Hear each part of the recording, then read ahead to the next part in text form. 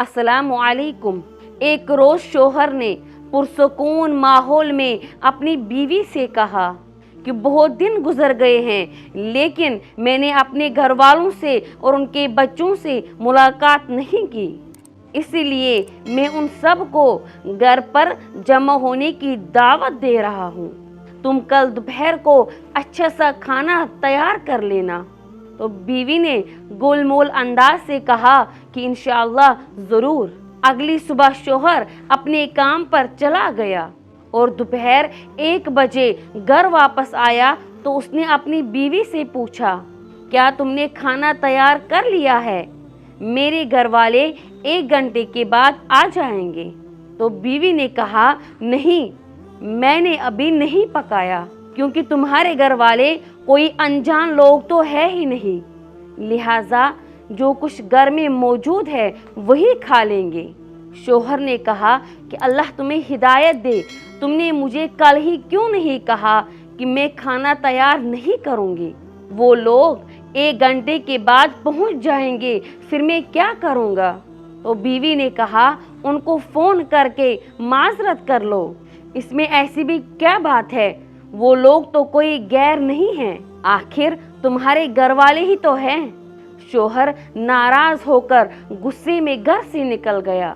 कुछ देर बाद दरवाजे पर दस्तक हुई तो बीवी ने दरवाजा खोला तो ये देखकर हैरान रह गई कि उसके अपने घर वाले, उसकी बहन, उसके भाई और उनके बच्चे घर में दाखिल हो रहे हैं। तो बीवी के बाप ने पूछा कि बेटी, तुम्हारा शोहर कहाँ है? वो बोली, कुछ देर पहले ही बाहर निकले हैं। तो बाप ने बेटी से कहा कि कुछ दिन पहले तुम्हारे शोहर ने हमें दोपहर के खाने पर दावत दी। ये कैसे मुमकिन है कि वो हमें दावत देकर खुद घर से चला गया?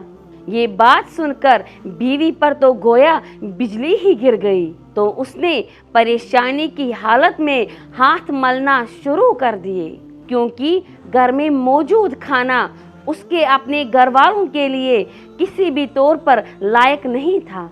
अलबत्ता यकीनन उसके शोहर के घर वालों के लायक था। तो उसने अपने शोहर को फ़ोन किया और बोला कि तुमने मुझे बताया क्यों नहीं कि दोपहर के खाने पर मेरे घर वालों को दावत दी है? तो शोहर ने बोला, मेरे घर वाले हूँ या तुम्हारे घर वाले हूँ तो फ़र्क क्या पड़ता है? तो बीवी ने कहा, मैं आपसे मन्नत कर रही हूँ, बाहर से बना हुआ खाना लेकर आओ, घर में कुछ भी नहीं है। तो शोहर बोला, मैं इस वक्त घर से काफ़ी दूर हूँ और वैसे भी ये तुम्हारे घर वाले ही तो हैं, कोई गैर या अनजान तो नहीं है। इनको घर में मौजूद खाना ही खिला दो, जैसा कि तुम मेरे घर वालों को खिलाना चाहती थी, ताकि ये तुम्हारे लिए एक सबक बन जाए, जिसके ज़रिए तुम मेरे घर वालों का एहतराम सीख लो। ख़वातीनो हज़रात, लोगों के साथ वैसा ही मामला करो जैसे कि तुम खुद उनकी तरफ से अपने लिए पसंद करते हो। तो ये थी मुख्तसर सी सबक आमोज़ कहानी। उम्मीद करती हूँ आपको इस कहानी से ज़रूर कुछ सीखने को मिल जाएगा। मेरी हौसला अफजाई के लिए वीडियो को लाइक और चैनल को सब्सक्राइब करना ना भूलें। मिलते हैं दोबारा किसी नए मौजू के साथ, तब तक के लिए अल्लाह हाफिज़।